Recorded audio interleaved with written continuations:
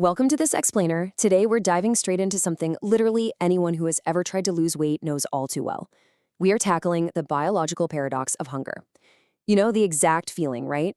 You set your targets, you plan out your meals, and for those first few days you feel completely invincible. But then the hunger sets in. And I'm talking about that deep, persistent, nagging hunger that makes you want to just completely raid the pantry. Usually we blame ourselves when this happens. We think we just lack willpower or discipline. But what if I told you that this intense hunger is actually a highly sophisticated biological response and not a personal failure in the slightest? It really is the ultimate question. You're eating fewer calories, so why are you hungry all the time? On paper, it seems like a super simple math equation, right? Eat less, lose weight.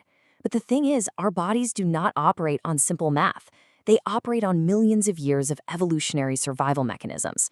So when you restrict your energy intake, your body essentially thinks a famine has arrived. It doesn't know or care that you want to look good for a beach holiday. It just knows energy is scarce and it is going to fight tooth and nail to make you eat. To put this into perspective, imagine a plate just overflowing with potatoes, chicken, vegetables, and fresh berries. Now compare that to a single donut, a small sugary latte, and a little cookie. From a purely mathematical standpoint, these two 500-calorie meals are completely identical. But biologically, it's a whole different story. A high-volume meal packed with fiber is going to keep you full for hours. Meanwhile, that ultra-processed meal, especially because it relies heavily on liquid calories and sugar, fails to trigger any physical fullness. It's going to leave your stomach rumbling just 30 minutes later. Section 1. The biology of hunger. It's evolution, not a lack of willpower. So your body is basically hardwired to resist starvation. The hypothalamus in your brain is constantly monitoring your energy levels by reading chemical signals sent directly from your gut and your fat cells. And the first major player in this whole biological drama is a hormone called ghrelin. You can think of ghrelin as the hunger hormone. It's produced primarily right there in your stomach. When your stomach is empty or when you're in a sustained calorie deficit, ghrelin levels actively rise. Research shows that as you lose weight, ghrelin increases. This means your biological drive to eat actually feels more intense over time, not less. It is essentially, actually scratch that, it is literally your stomach screaming at your brain to go find food. And then, on the flip side of that equation, we have leptin. Leptin is the satiety hormone, meaning it makes you feel full and it's actually secreted by your fat cells. It acts as an indicator to your brain, telling it how much total energy you have stored up. But here is the really tricky part about losing weight. As your body fat decreases, your leptin levels fall. So you've got dropping leptin, which means weaker fullness signals, combined with rising ghrelin, which means stronger hunger signals. It creates an absolute perfect storm of appetite. Moving on to Section 2, Satiety and Calorie Density. Why food weight matters more than calories. Okay, so how do we actually fight back against these hormones without breaking our calorie deficit? Well, we have to target our stomach's stretch receptors. Satiety is just the scientific term for feeling full. And the key here is understanding that our stomachs do not have little calorie counters inside them. They respond to physical weight and volume. Dr. Suzanne Holt's famous satiety index study tested this by feeding people 240-calorie portions of all sorts of different foods. And the variance they found is massive. Croissants and cakes score incredibly low, meaning people were ravenous shortly after eating them. But whole, water-rich foods score exceptionally high. The physical weight of the food, specifically foods rich in water, fiber, and protein, is the single strongest predictor of how full we're going to feel. And sitting at the absolute peak of that satiety index is a food that gets so much unfair criticism in the diet world, the humble, plain, boiled potato. A lot of people avoid potatoes entirely because they're worried about carbohydrates or the glycemic index. But from a satiety and nutritional point of view, they are an absolute powerhouse. They're just packed with water and fiber, which means they physically fill your stomach and keep those stretch receptors happily activated for a very long time, all for relatively few calories. Just look at this specific number. 323%.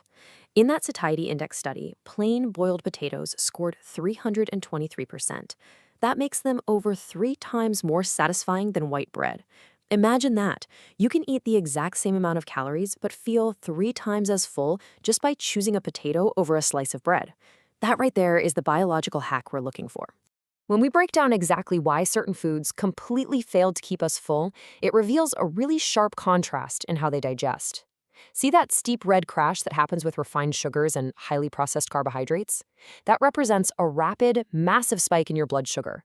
It gives you a fleeting sense of fullness, sure, but it's followed by a dramatic drop that leaves you even hungrier than before. In contrast, fiber-rich carbs and protein provide this slow, steady, lasting curve of satiety. This also perfectly highlights why meal timing matters so much. Structuring these slow-digesting protein and fiber meals at regular intervals prevents those steep crashes from ever happening in the first place, keeping your hunger locked down for hours. Section 3. The power of volume eating. Eat more, weigh less. The ultimate countermeasure to those rising ghrelin levels we talked about is actually wonderfully simple. You can literally eat more food and weigh less, provided you're choosing the right types of food. The mechanics of volume eating really just come down to macronutrient density. Carbohydrates and proteins provide 4 calories per gram, while fats provide 9 calories per gram. That's more than double. By prioritizing high-volume foods, combined with proper daily hydration, you are physically stretching the stomach with water and fiber, both of which provide essentially 0 calories.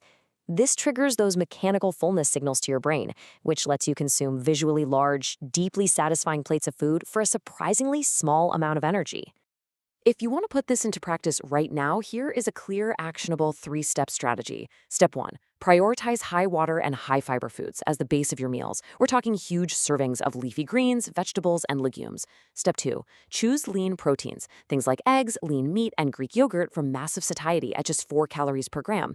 And Step 3. Heavily incorporate whole produce and voluminous snacks, like popcorn, over calorically dense, highly processed options. For example, instead of a tiny, sad little handful of raisins, you can eat a massive bowl of fresh berries for the exact same amount of calories. It's a no-brainer. Section 4. The protein leverage hypothesis, your body's biological target. So, we know volume matters, but the specific makeup of that volume is absolutely critical. Have you heard of the protein leverage hypothesis? It basically reveals that your body actually has a biological target for protein that it tries to hit every single day. A really brilliant randomized controlled study published in PLOS tested this on lean humans. They disguised the macronutrients in the food they were serving and found something incredible. When participants were put on a diet with only 10% protein, they significantly overconsumed calories, specifically snacking on savory foods between meals. Why?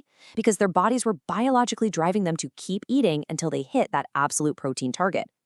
When the diet was increased to 15 or 25% protein, those appetite targets were satisfied much faster, and they just stopped overeating. The takeaway here? If you dilute your protein with too many carbs and fats, your biology will literally force you to overeat just to get what it needs. Section 5. Sleep and stress.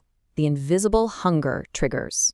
Because, let's be real, what happens outside the kitchen matters just as much. You can have a literally perfect diet, but if your lifestyle is out of balance, your appetite is still going to run wild. When you are sleep deprived, your body actively lowers that fullness hormone, leptin, and raises the hunger hormone, ghrelin. Throw high stress into the mix, and rising cortisol specifically triggers intense cravings for highly palatable, energy-dense foods. Furthermore, if you are ramping up your physical activity without managing this stress and recovery, your body will aggressively ramp up its hunger signaling to replace those burned calories. Managing your sleep, your stress, and your physical recovery is a critical, non-negotiable part of regulating your appetite. And our final chapter, Section 6, Sustainable Hunger Management, Actionable Strategies for Long-Term Success. So how do we bring all of this complex biology, hormone science, and lifestyle data together?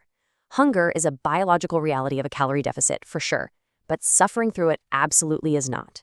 Here is your evidence-based blueprint. First, keep your deficit moderate, around 600 calories a day, so you don't aggressively trigger those starvation hormones. Second, leverage protein. Aim for 1.2 to 1.6 grams per kilogram of your body weight. Third, hit 30 grams of fiber daily to stretch those stomach receptors we talked about. Fourth, manage your sleep and stress. And finally, utilize mindful eating. Research from City St. George's highlights something called monitor and acceptance theory. This just means bringing present moment awareness to your hunger and pairing it with acceptance. Acknowledge the craving without judging it or immediately reacting to it. Just recognize it as a biological signal, not an emergency. As we wrap up this explainer, I want to leave you with a question to really reflect on. Will you continue to view your hunger as a failure of willpower or as a biological signal that you now have the tools to manage?